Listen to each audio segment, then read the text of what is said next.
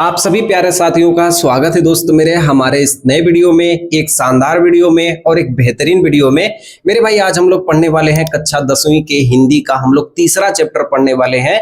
यानी मेरे भाई हम लोग पढ़ने वाले हैं वीरः वीरेण पूज्यते नामक चैप्टर को पढ़ने वाले हैं। ठीक है, आप यूं कहिए मेरे भाई कि ये चैप्टर पूरी तरीके से वीरता से भरा हुआ है। यानी जब एक वीर दूसरे वीर से जब बातें करता है ना, वो क्या बातें होती है मेरे भाई, कितना दिलचस्प बातें होती है। जब भारत की तरफ से राजा पुरु होते हैं और यूनानी राजा सिकंदर के बीच में जो बातें होती हैं, मतलब ऐसा लगता है कि भारत के पूरे जीते जाते प्रमाण को हम लोग देख रहे हैं। ठीक है, तो चलिए मेरे भाई इस चैप्टर को हम लोग शुरुआत करते हैं और वैसे ही मेरे भाई हम लोग पढ़ेंगे जिस तरीके से इसका एक एक क्वेश्चन हम अपने एग्जाम में पूरे बढ़िया तरीके से लिख दें।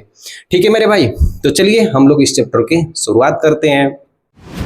देखिए, सबसे पहले मैं आपको 2-3 मिनट कहानी बताऊंगा। 2-3 मिनट कहानी से ताकि आपको ये कॉन्फिडेंस समझ में आ जाए कि इस चैप्टर में आखिर हुआ क्या है। ठीक है, चलिए देखिए, आप सभी जानते ही हो कि जो सिकंदर महान था वो एक यूनानी था और भारत में सबसे पहले आक्रमण किया था 326 ईसा पूर्व में। यानी आज से 2,000-2,500 साल पहले सिकंदर भारत में आक्रमण करने के लिए आया था। ठीक है मेरे भाई, सिकंदर कहाँ का राजा था? मैकेडोनिया का राजा था। ठीक है, उसके पिताजी का क्या नाम था? फिलिप था। ठीक है, चलिए देखिए, जब सिकंदर राजा बन जाता है ना, तो वो सोचता है कि मैं पूरे देश में आक्रमण करके पूरे देश को जीत लूं।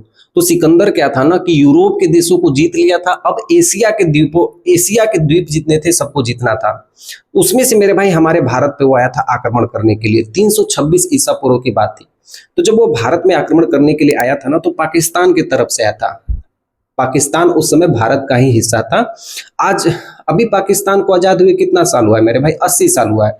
जितना भारत को आजाद होते समय लगा उतना ही पाकिस्तान को आजाद होने में समय लगा है। तो आज से 80 साल की बात नहीं की जा रही मेरे भाई, आज से 2000 वर्ष पहले की बात की जा रही है। तो उस समय सिकंदर मेरे भाई भारत आया था। ठीक है, तो झेलम नदी पार कर रही थी क्योंकि पाकिस्तान में 5 नदियां बहती है, सिंधु, सतलज, रावी, चिनाब, झेलम। तो झेलम नदी को पार करना था। तो झेलम नदी को पार करने के लिए सिकंदर को झेलम नदी पर 19 महीने तक राजा पुरु रोक के रखे हुए थे। वही पुरु की बात कर रहा हूं जो हमारे चैप्टर में पुरु राज बताया गया है। ठीक है, तो सिकंदर भारत आता है आक्रमण करने के लिए और यहाँ के जो भारत के राजा थे, जो झेलम नदी के क्षेत्र में जो राजा थे उस समय वहां के राजा थे, राजा पुरु थे, यानी पोरस राजा थे। 19 महीने तक मेरे भाई झेलम नदी पर सिकंदर की सेना को रोक के रखे थे। 19 महीने तक मेरे भाई। इस युद्ध को मेरे भाई हाइडे स्पीच का युद्ध कहा जाता है, यानी बितास्ता का युद्ध कहा जाता है, या झेलम नदी का युद्ध कहा जाता है। राजा पुरु और अलकनंदा मतलब सिकंदर के बीच में हुआ था ये युद्ध। ठीक है, इस युद्ध में क्या होते हैं कि सिकंदर राजा पुरु को बंदी बना लेते हैं और राजा पुरु की वीरता को देखकर मेरे भाई सिकंदर वापस लौट जाता है, भारत वापस नहीं आता है। ठीक है, ये पूरी कहानी इस चैप्टर में बताई गई है। तो इसी को मेरे भाई बताया गया है कि वीर के द्वारा ही वीर की सम्मान की जाती है और इसी चैप्टर को मेरे भाई हम लोग पढ़ने वाले हैं। ठीक है मेरे भाई, तो चलिए एक ही बार हम अपने चैप्टर की शुरुआत करते हैं। ठीक है मेरे भाई, चलिए देखिए, सबसे पहले इस चित्र को एकदम ध्यान से समझिए। इस चित्र से आपको सब कुछ समझ में आ जाएगा कि इस चैप्टर की कहानी क्या है। ठीक है, बड़ा ही प्यारा सा हमें चित्र भी मिल गया है।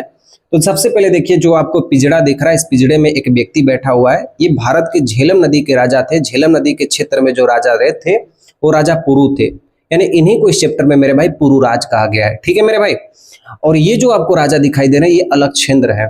ठीक है, जो मुकुट पहने हुए हैं ये कौन थे? अलकनंदा है, यानी सिकंदर है। तो एक तरफ राजा पोरस है, एक तरफ हमारे सिकंदर है। एक तरफ राजा पोरस है, एक तरफ सिकंदर है, यानी एक तरफ पुरुराज है, एक तरफ अलकनंदा है। और ये दोनों के दोनों वीर होते हैं। एक जो पूरे देश पर शासन किया था और एक जो पूरे भारत पे शासन करना चाहता था। भारत का सबसे वीर राजा था, राजा पुरु थे। ये बात हो रही है मेरे भाई आज से 2000 वर्ष पहले की बात है। तो पुरु क्या हो गए हैं? बंदी बन गए, इसलिए ये पिंजड़े में है और ये राजा है और इनके पीछे सैनिक है। चलिए तो शुरुआत करते हैं मेरे भाई हम लोग अपने चैप्टर की पहली लाइन से। और मेरे भाई ध्यान से देखिए, पहली लाइन हम लोग के सामने क्या दिया गया है। अपने बुक को मेरे भाई अपने सामने ओपन कर लीजिएगा। ठीक है मेरे भाई, चलो देखो, देखिए दिया है स्थानम, मतलब वो कौन सा स्थान था जहां इन दोनों के बीच में बातें हो रही थी। ठीक है, देखिए, अलकनंदा सैन्य शिविरम अलकनंदा आंभिक च आसीनो वंदिनम पुरुराजम अग्रे कृत्वा एकतः प्रविशति यमन सेनापति। ध्यान से देखिएगा मेरे भाई, क्या कहा गया है? अलकनंदा मतलब सिकंदर का, अलकछंद्रा मतलब मेरे भाई सिकंदर का। सैन्य शिविरम मतलब जो सेना का झुंड था। भाई राजा था तो राजा के पीछे सेना होना चलती ही होंगी। तो जब सिकंदर चल रहा था ना तो उसके पीछे भी सेना थी। जब सिकंदर चल रहा था तो उसके पीछे क्या थी मेरे भाई? सेना थी। ठीक है, तो सिकंदर अपने सेना के झुंड के संग चल रहा था। अलकछंद्र अंभिक, अलकछंद्र मतलब अलकछंद्र यानी सिकंदर के संग, अंभिक का मतलब भारत के एक और राजा थे। क्योंकि मैंने आपसे कहा था कि भारत के कई टुकड़े थे पहले, अलग अलग क्षेत्र के अलग अलग राजा थे। जैसे झेलम के राजा कौन थे? पुरु थे। उसी तरह कहीं और के राजा क्या थे? आंभिक थे। भारत के ही राजा थे। ठीक है, च आसीना मतलब दोनों साथ साथ अपने बैठे हुए थे। वंदिना मतलब बंदी बने हुए। पुरुराज मतलब जेल में जो बंदी बने हुए थे, जो पुरुराज थे वो बंदी बने हुए थे। अग्रिकृत्वा मतलब बार बार। एकता मतलब एक ओर से। प्रविशति मतलब प्रवेश कर रहे थे। यमन मतलब सेनापति मतलब जो यूनान के सेनापति थे, जो यूनानी सेनापति थे उस दरबार में मेरे भाई धीरे धीरे प्रवेश कर रहे थे। मतलब मेरे भाई इस दोनों लाइन का अर्थ बड़ा ध्यान से समझिएगा कि कोई महल था, महल के बीचों बीच में मेरे भाई आप ऐसे कल्पना करिएगा कि कोई महल था, महल के बीचों बीच में सिकंदर महान एंट्री करते हैं, मतलब अपनी सेना की झुंड के संग आते हैं। और उनके बगल में कौन बैठे हुए थे? भारत के एक और राजा बैठे हुए थे, राजा आंबिक बैठे हुए थे। और जो हमारे सिकंदर महान, जो हमारे राजा पुरु थे वो पूरे बंदी बने हुए थे। और धीरे धीरे करके सिकंदर के सभी सेना बार बार अपने सेना धीरे धीरे उस महल के अंदर आ रही है। ठीक है मेरे भाई, चलिए देखिए चैप्टर अब से शुरुआत होगा। ठीक है मेरे भाई, चलो देखो तो आगे की लाइन में कहा गया है मेरे भाई, ध्यान से देखिए। सेनापति विजयता सम्राट। तो जो सिकंदर के सेनापति होते हैं ना, जो बगल में जो सेना खड़ी होती है ना, तो वो सेनापति कह रहे थे विजयता मतलब विजय हो, सम्राट मतलब हे सम्राट, हे सम्राट आपकी विजय हो। अच्छा, आप लोग कभी रामायण देखो मेरे भाई। रामायण में जब आप देखते हो कि जो रावण होते हैं, लंकापति जो रावण है, तो वहां के आप देखते हैं कि जैसे ही रावण गद्दी पे बैठता है, लंकापति की जय हो, लंकापति की जय हो, ऐसे नारा लगता है। उसी तरीके से सिकंदर के जो सैनिक थे वो भी कह रहे थे कि महाराज की जय हो, महाराज की जय हो। चलिए देखिए फिर उसके बाद पुरुराज भी कहते हैं, क्या कहते हैं कि पुरुराज इस भारत वीओपी यमन राज अभिभाव थे। तो जब सब लोग जयकारा लगा रहे थे तो पुरुराज भी कहते हैं, क्या कहते हैं कि इस मतलब यह भारत वीर अपी मतलब यह जो भारत का वीर है ना, यानी मैं अपनी खुद की बात कर रहा हूँ। किसकी बात कर रहा हूँ? पुरुराज अपने आप को कहते हैं कि मैं जो भारत का वीर हूँ ना, यमन राज मतलब यूनानी राजा को, अभिवादनेते मतलब प्रणाम करता हूँ, यानी नमस्कार करता हूँ। मतलब मैं, पुरुराज कहते हैं कि मैं भारत का वीर आपको नमस्कार करता हूं। अब ये बात सुनकर सिकंदर सोच में पड़ जाता है, अरे यार ये तो बंदी बना हुआ है और ये भी हमको नमस्कार कर रहा है। अब सिकंदर कहते हैं अलकछंद्र मतलब सिकंदर कहते हैं सापेक्षा मतलब अपेक्षा सहित। उन्होंने अपेक्षा नहीं किया था कि कोई बंदी बना हुआ वीर हमको नमस्कार करेगा। कहते हैं अहो, अरे अहो मतलब अरे, बंधन गतः अपि आत्मना वीर इति मन से पुरुराज।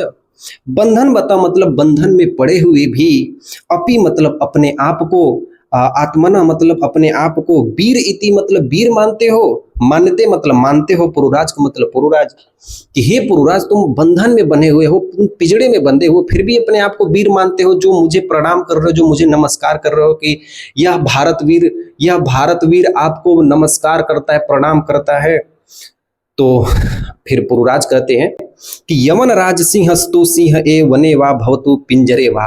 बड़ी गजब की लाइन मेरे भाई कहते हैं, क्या कहते हैं कि यमन राज, हे यूनानी राजा, हे मैकेडोनिया के राजा, तुम भले ही पूरा देश जीत लिए हो, लेकिन ये बात आप लोग ध्यान रखना कि सिंहस्तु मतलब जो शेर होते हैं ना, जो लॉयन होते हैं ना, जो शेर जंगल का जो राजा होता है ना, सिंह एव शेर ही होता है, वने वा चाहे वो जंगल में रहे, भवतु या पिजड़े में रहे। तो पुरुराज कहते हैं सिकंदर से कि भले ही तुम मुझे पिजड़े में बंद कर दिए हो, लेकिन शेर शेर ही होता है, चाहे वो वन में रहे चाहे वो पिजड़े में रहे।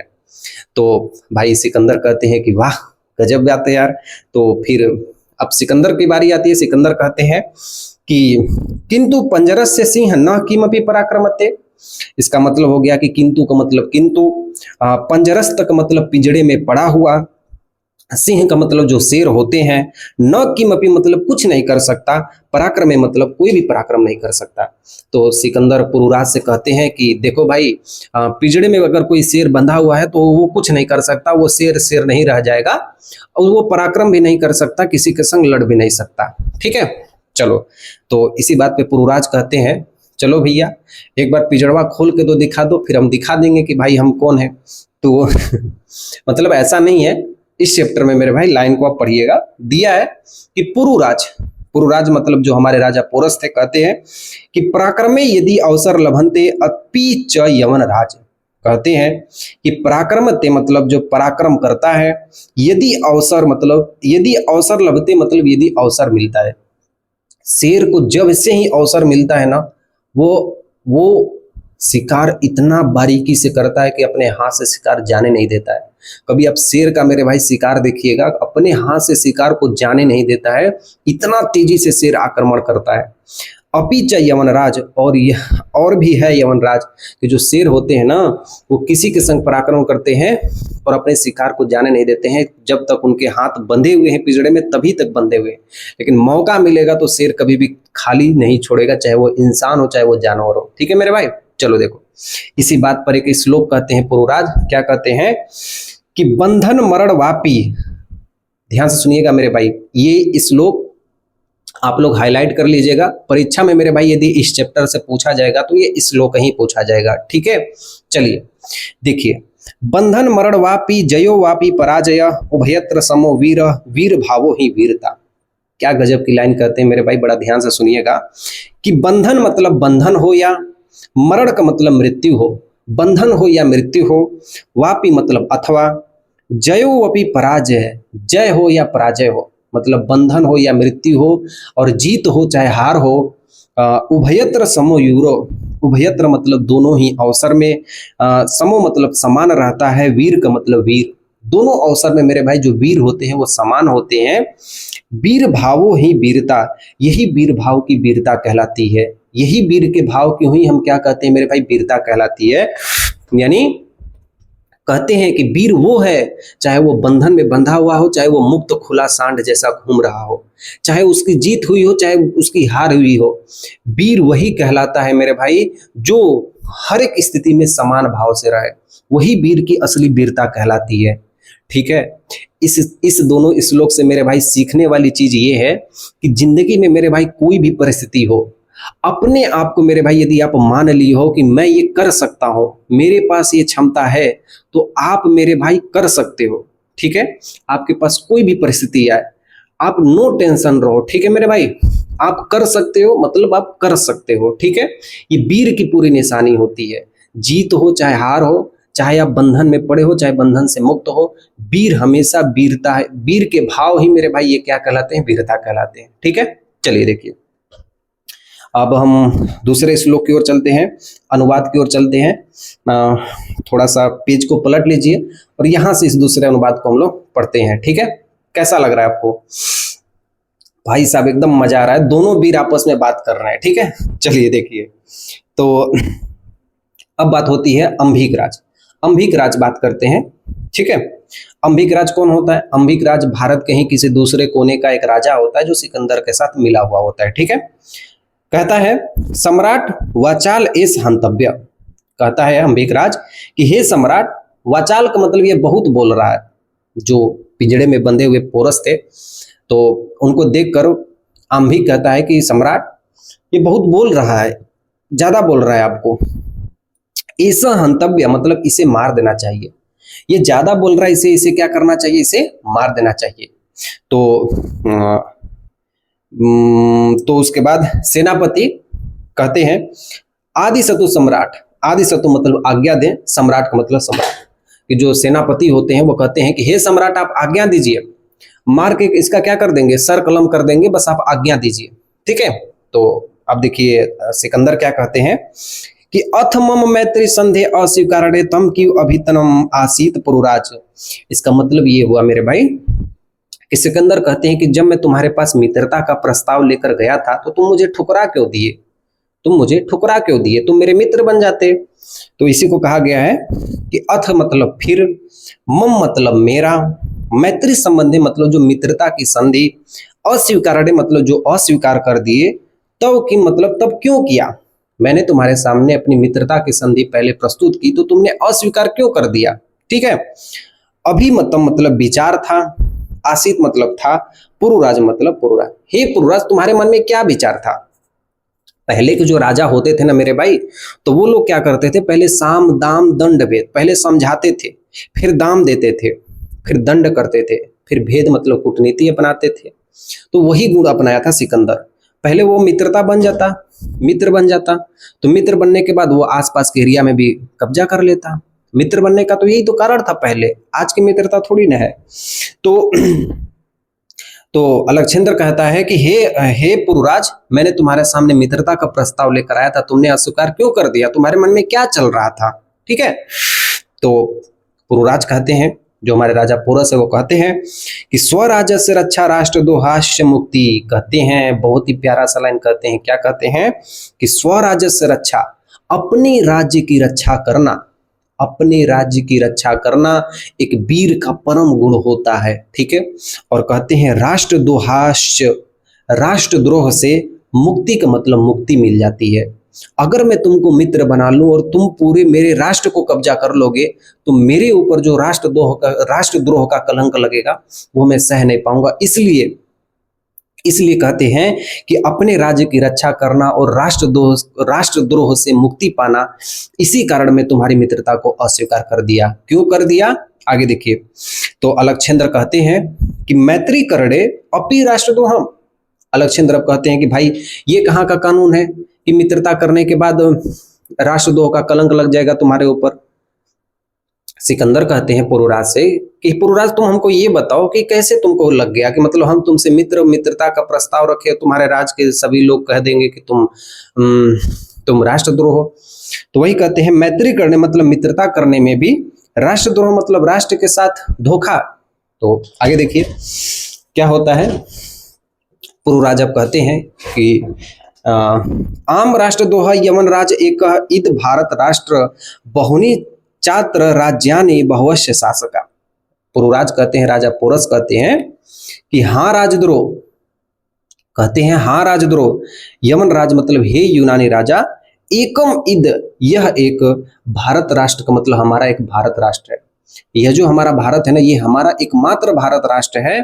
बहुनी मतलब बहुत से, चात्र मतलब यहाँ पर, राज्यानि मतलब राज्य, बहुवश्य शासक मतलब यहाँ बहुत सारे शासक रहते हैं। ठीक है, तो मैत्री संधिना, तुम यहाँ मित्रता का संधि लेकर आओगे, और तान मतलब उन्हें, विभज्य मतलब विभाजित कर दोगे, और भारत जे तुम मतलब भारत को जीत लोगे, और इच्छति मतलब यही तुम्हारी तो इच्छा है।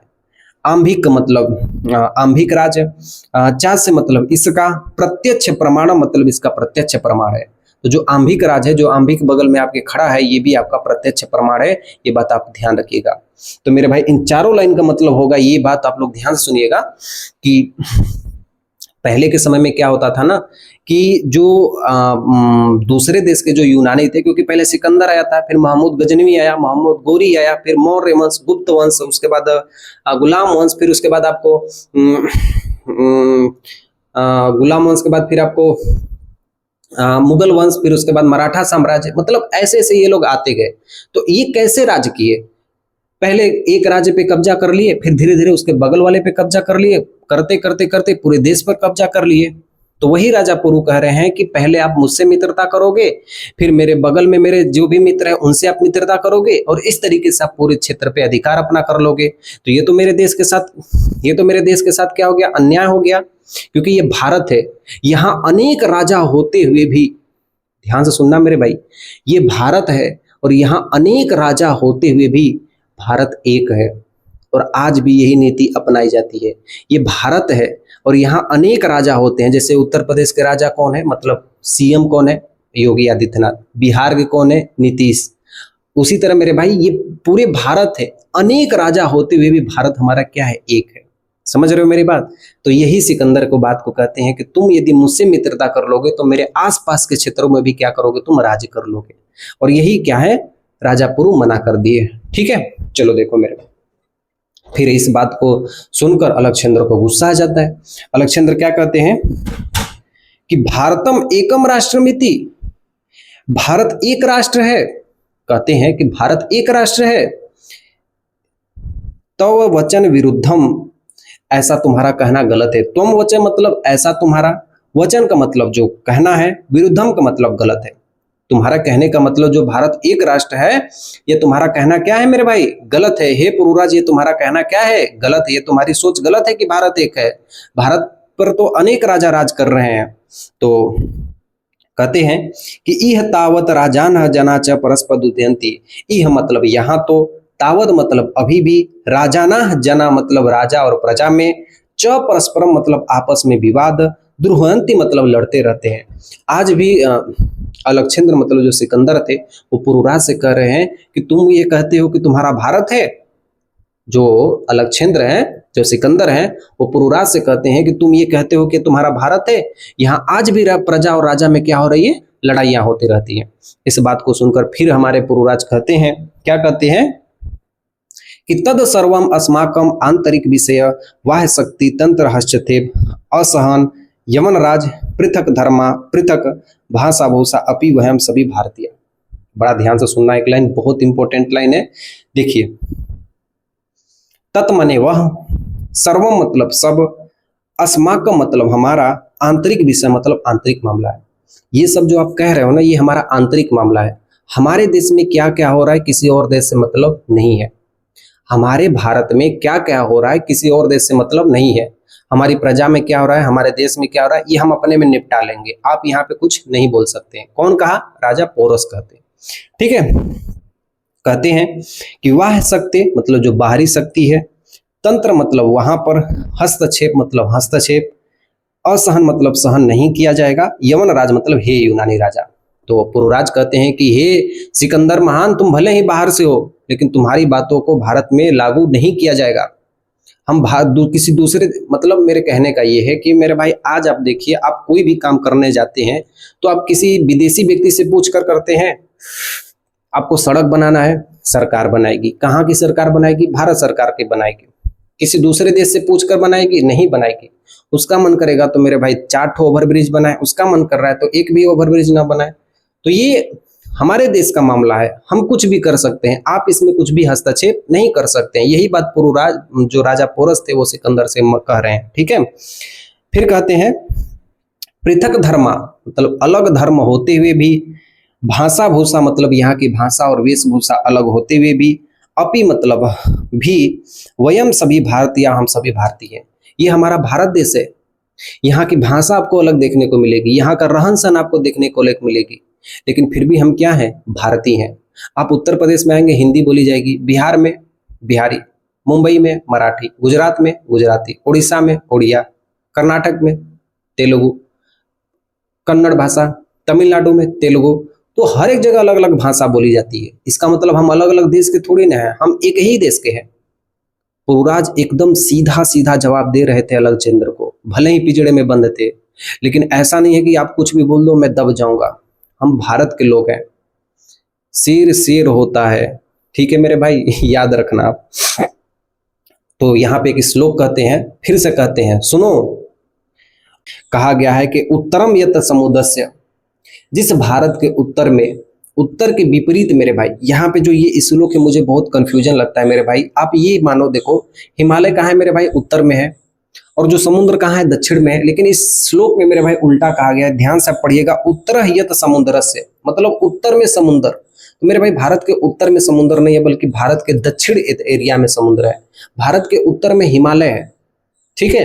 तो इसका मतलब होगा मेरे भाई कि जहां उत्तर में मेरे भाई हिमालय हो और दक्षिण में समुद्र हो, वर्ष तद भारतम, वह देश भारत के नाम से जाना जाता है। और भारतीय यत्र संतति, भारतीय का मतलब यहाँ पे जो रहने वाले लोग होते हैं, यत्र का मतलब यहाँ पर, संतति मतलब रहने वाले जो लोग होते हैं वो भारतीय कहलाते हैं। यानी कहने का मतलब है कि जिस भारत के भूभाग के उत्तर में, जिस भारत के भूभाग के उत्तर में हिमालय हो और दक्षिण में समुद्र हो, और यहाँ के जो रहने वाले लोग हैं वो क्या कहलाते हैं, भारतीय कहलाते हैं। हे सिकंदर, इस बात को तुम ध्यान रखना, यहाँ के रहने वाले एक एक नागरिक क्या कहलाते हैं, भारतीय कहलाते हैं।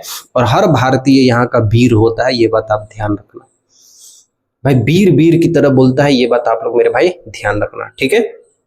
चलिए अब अगले अनुवाद की ओर चलते हैं, अनुवाद नंबर 3 की ओर चलते हैं और ध्यान से उसे सीखते हैं, पढ़ते हैं, समझते हैं। ठीक है, चलिए मेरे भाई देखिए, अब हमारे पास अनुवाद नंबर 3 होते हैं जो संवाद होती है पुरुराज और अलेक्जेंद्र में, यानी राजा पोरस और सिकंदर में।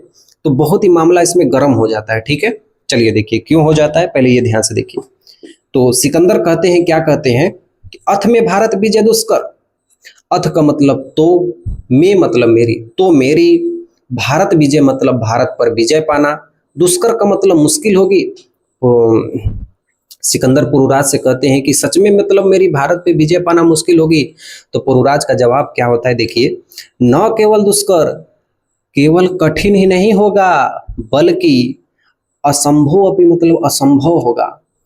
पुरुराज कहते हैं सिकंदर से कि कठिन नहीं होगा, असंभव होगा, आप यहाँ पे कभी आप राज नहीं कर सकते हैं, ये बात आप ध्यान रखिए।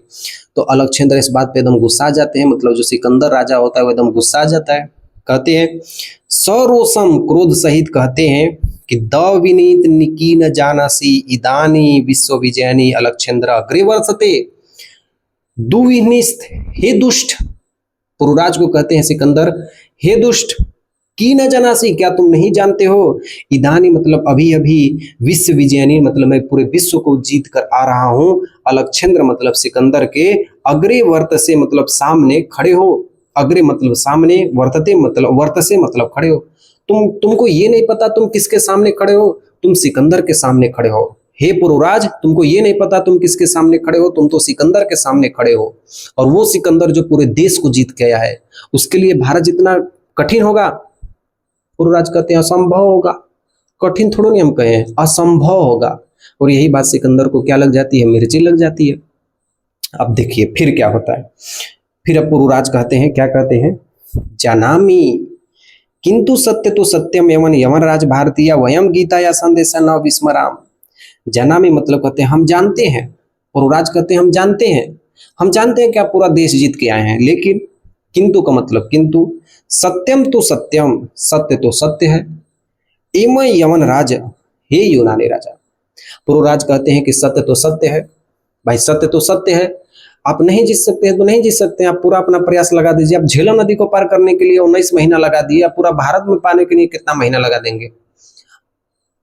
हार जाता है सिकंदर, भारत नहीं आक्रमण कर पाता है। ठीक है, देखिए भारतीय मतलब जो भारतीय लोग होते हैं, वयम गीताया मतलब हम लोग गीता के, संदेश का मतलब संदेश को, न विश्राम मतलब नहीं भूलते।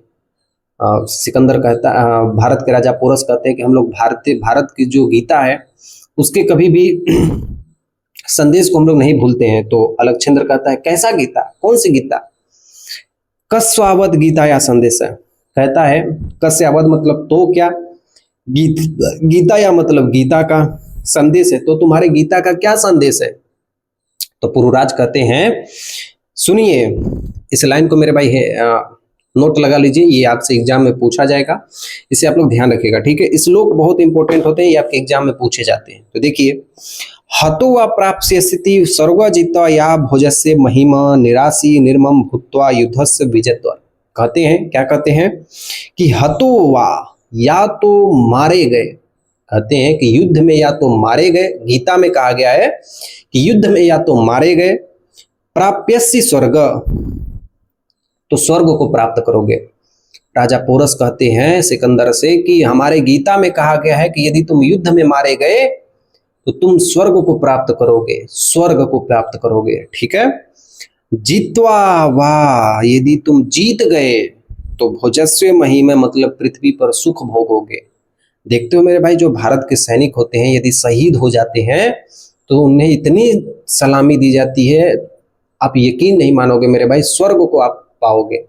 यदि आप जीत जाते हो तो पृथ्वी पर जब तक जिएंगे तब तक लोग उनको अच्छी नजरों से देखेंगे, सुखी रहेंगे। ठीक है, निराशी निर्मम भूत्वा युद्धस्व विजयत्व।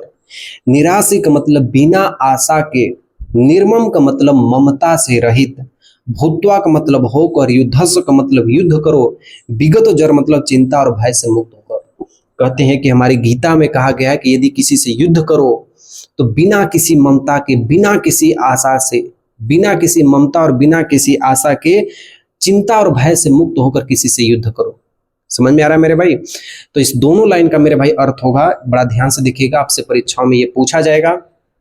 इन दोनों लाइन का मेरे भाई अर्थ होने वाला है कि यदि तुम मृत्यु को प्राप्त कर लिए तो स्वर्ग पाओगे, यदि तुम जीते जीते जीत गए तो तुम इस पृथ्वी पर सुख को भोगोगे।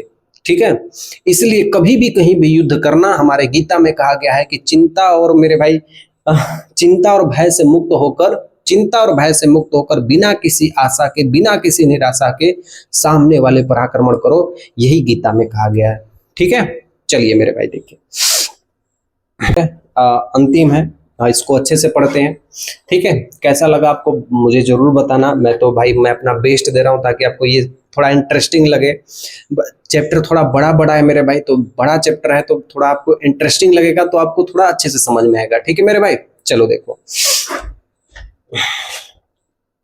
दिया है चौथे में, अलक्षेंद्र का मतलब जो सिकंदर होते हैं वो कहते हैं कि किमपि किंचित, कुछ सोचकर कहते हैं, अलम तवय गीताय पुरुराज त्वम अस्माकं बंदी वर्तते ब्रूहि कथम त्वमी वर्तितव्यम। कहते हैं अलम, अब बहुत हो गया। अलम का मतलब हे पुरुराज, अब बहुत हो गया, तुम्हारी जो नौटंकी है ना, अब हमको सह नहीं पा रही है। तुम कभी प्रणाम कर रहे हो, कभी गीता की बात कर रहे हो, कभी भारतवर्ष की बात कर रहे हो, कभी ऐसे बात कर रहे हो जैसे तुम्हारे अंदर कोई घमंड ही नहीं हो, तुम्हारे अंदर कोई लालच ही नहीं हो। तो कहते हैं बहुत हो गया, तो मतलब तुम्हारी गीतया, मतलब अपनी गीता को अब रहने दो, तुम्हारा वचन बहुत हो गया, तुम अपनी गीता को रहने दो पुरुराज, अब हम नहीं सुनेंगे। पुरुराज कहते हैं, पुरुराज तुम अस्माकं बंदी वर्तते, सिकंदर पुरुराज से कहते हैं, भाई पुरुराज तो बंदी बने हुए थे, तो सिकंदर पुरुराज से कहते हैं कि तुम तो हमारे बंदी हो। सिकंदर पुरुराज से कहते हैं कि तुम तो हमारे बंदी हो, तुम तो बंधे हुए हो, तो तुम्हारी कोई इच्छा हो तो भाई बताओ। ब्रूहि कथम, बताओ कैसे। त्वयि वर्तिव्यम, तुम्हारे साथ कैसा व्यवहार करना चाहिए। भाई अब तुम बंदी बने हो तो राजा का कर्तव्य है कि जो बंदी है उसे मार के खत्म कर दो, तो बताओ तुम्हारे संग कैसा व्यवहार करना चाहिए। अब देखिए, एक लाइन बोलते हैं बड़ा जबरदस्त। पुरुराज कहते हैं कि यथै केन वीरेण वीर प्राप्ति। यथै केन मतलब जैसे एक, वीरेण मतलब वीर के द्वारा, वीर मतलब दूसरे वीर को, दूसरे के प्रति की जाती है। तो राजा पुरुराज कहते हैं सेनापति से कि जैसे एक वीर दूसरे वीर के साथ करता है वही आप करिए। इसका मतलब समझ रहे हैं मेरे भाई, जैसे एक वीर दूसरे वीर पर आक्रमण करता है, जैसे एक वीर दूसरे वीर से लड़ जाता है, या तो किसी एक की जीत होगी या तो किसी एक की हार होगी, उस तरीके से आप मुझसे लड़िए। ऐसे चार लोग के बीच में मुझे बंदी मत बनाइए, जैसे एक वीर के संग वीर के प्रति किया जाता है वो आप करिए। ठीक है, तो अलक्षेंद्र मतलब जो सिकंदर होते हैं कहते हैं पुरु वीर भावेन अर्षिते, पुरुराज के इस वीरता के भाव को देख जो सिकंदर होते हैं, सिकंदर जो महान सिकंदर राजा थे, वो उस पुरुराज के इस वीरता के भाव को देखकर साधु वीर मतलब कहते हैं बहुत अच्छा। नूनम वीरः असि, निश्चय ही तुम वीर हो। नूनम वीरः असि, नूनम मतलब होता है निश्चय, वीरः असि मतलब तुम वीर हो। धन्य तुम मतलब धन्य हो, धन्यम ते मातृभूमि, धन्य हो तुम्हारी मातृभूमि। सिकंदर कहते हैं कि निश्चय ही तुम वीर हो, तुम्हारी वीरता से मैं प्रसन्न होता हूँ, धन्य हो तुम हे वीर, और धन्य है तुम्हारा देश जिस देश में तुम्हारे जैसे राजा हैं। ठीक है, सेनापति उद्देश्य मतलब सेनापति की ओर देखते हुए सिकंदर कहते हैं सेनापति, हे सेनापति। सेनापति फिर कहता है सम्राट, जी सम्राट। ठीक है, तो फिर से सिकंदर कहते हैं कि वीरस्य पुरुराजे बंधनापि मोचया। वीरस्य का मतलब इस वीर के, अब नहीं कहते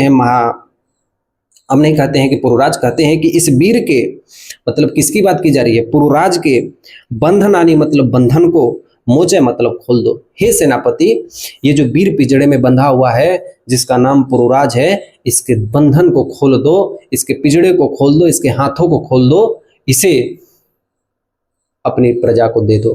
ठीक है, चलिए देखिए, सेनापति कहता है यत सम्राट आज्ञापयति। यत का मतलब होता है जैसा, सम्राट का मतलब सम्राट, आज्ञापयति मतलब आप आज्ञा दें। तो सेनापति कहता है जैसा आप आज्ञा दे, आप कहें तो इसको खोल दूं, आप कहें तो इसको मार दूं। तो सिकंदर कहते हैं कि नहीं, इसको खोल दो, इसकी वीरता से हम प्रसन्न हो गए। तो सेनापति कहता है कि ठीक है, हम इसको खोल दे रहे हैं। तो अलक्षेंद्र मतलब अब सेनापति कहते हैं, और अलक्षेंद्र का मतलब सिकंदर अब कहते हैं कि एकेन हस्तेन पूर्वोदित्वेन च अभिकस्य हस्तम गृहीत्वा वीर पुरुराज सखे आंबिक इतः पर वयम सर्वे समान मित्राणि इति महोत्सव मैत्री महोत्सव संपादयम सर्वे निर्गच्छन्ति। चैप्टर का सबसे लास्ट लाइन है, बड़ा ध्यान से सुनना, ठीक है। एकेन हस्तेन, एकेन का मतलब एक, हस्तेन का मतलब एक हाथ से, पुरु को मतलब पुरुराज को, द्वितीयन का मतलब दूसरे हाथ से, च अंबिकस मतलब जो भारत के दूसरे राजा थे, राजा अंबिक थे, हस्तम मतलब हाथ को, गृहीत्वा मतलब पकड़कर, वीर पुरुराज, वीर पुरुराज, सखे अंबिका मतलब साथ ही अंबिक को भी कहते हैं। इतः अब से, वयम मतलब हम सभी, समान मित्राणि मतलब समान मित्र हैं। देखिए, एक हाथ से किसको पकड़ते हैं, राजा पुरु को, एक हाथ से पकड़ते हैं महाराजा अंबिक को। सिकंदर, मान लो मैं सिकंदर हूं, मतलब मान लो मैं क्या हूं, सिकंदर हूं। एक तरफ से राजा पुरु को, एक तरफ से राजा पुरु को, एक तरफ से राजा अंबिक को, दोनों को पकड़ते हैं और कहते हैं कि आज से हम लोग मित्र हैं, आज से हम लोग क्या हैं, मित्र हैं। और कहते हैं कि इदानी, इदानी का मतलब अब, मैत्री महोत्सव मतलब मित्रता का महोत्सव मनाया जाएगा। संपाद्य मतलब चलो मनाते हैं, और सर्वे निर्गच्छन्ति मतलब सब लोग वहां से चले जाते हैं। मतलब कहने का मतलब ये है मेरे भाई, बड़ा ध्यान से आप लोग सुनिएगा कि राजा पुरु के जो वीरता के भाव को देखकर, जिस राजा पुरु को बंदी बनाए हुए हैं उनके वीरता के भाव को देखकर, महान सिकंदर जिसने पूरे देश पर आक्रमण करके जीता हुआ था, यूनान के देशों को सोचो जीत लिया था, यूरोप के देशों को जीत लिया था, एशिया के कई द्वीपों को जीत लिया था, बस उसे भारत देश ही जीतना था। सोचो, उस भारत के देश को जीतना चाहा जिसके भारत का जैसे महान राजा कौन था, राजा पोरस था। इस कहानी की बात की गई है। फिर सिकंदर यहाँ से चला जाता है, और जैसे ही जाता है मेरे भाई, उसकी सेना 19 महीने तक झेलम नदी पर लड़ी हुई होती है।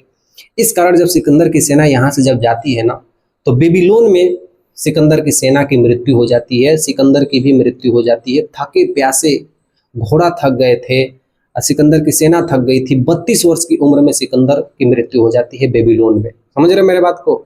अफगानिस्तान में पड़ता है, क्योंकि यहाँ से अब वो जा रहे थे 19 महीने तक एक नदी पर बस राजा पुरु रोके हुए थे।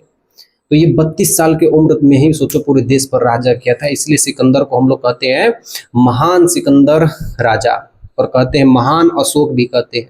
तो दो लोग का नाम मेरे भाई पूरे इतिहास में आज भी गाया जाता है, इन दोनों चीजों को। ठीक है, तो ये कहानी में मेरे भाई बहुत ज़्यादा सीख मिली, और जितने भी श्लोक हैं आप इसे रिवाइज करते रहिएगा। श्लोक ही इस चैप्टर से पूछे जाते हैं, और जो क्वेश्चन आंसर होते हैं वो भी यहाँ से पूछे जाते हैं। तो मैंने एक एक लाइन को आपको कहानी की तरह समझाया है। बाकी आपको कोई भी तरीके से डाउट होता है मेरे भाई, आप मुझे कमेंट बॉक्स में जरूर बताइए। मैं आपके डाउट को पिन कर दूंगा, सबसे ऊपर आपका कमेंट होगा, और उसमें मैं आपको जो रिप्लाई होगा मैं भी आपको उसमें दे दूंगा। ठीक है मेरे भाई, और मैं तो आपको इस चैप्टर को बस आपको कहानी की तरह समझाया हूँ। ठीक है, तो कैसी लगी ये क्लास मुझे आप जरूर बताना, और इसके बाद भी मैं आपको सारी वीडियो ऐसा ही बना के सब कंप्लीट करवा दूंगा। आप पूरे हिंदी को मेरे भाई बार बार इसे रिवाइज करिएगा। एग्जाम में आपका मेरे भाई 100% आपका नंबर आने वाला है। ठीक है, आप ये निश्चिंत रहना। ठीक है मेरे भाई, तो चलिए मिलता हूँ नेक्स्ट वीडियो में। ख्याल रखना अपना, अच्छे से पढ़ाई करना, एक क्लास को एक दिन में देखना, रिवाइज करते रहना। मिलता हूँ नेक्स्ट वीडियो में, तब तक के लिए मेरी तरफ से सेवा समाप्त। जय हिंद।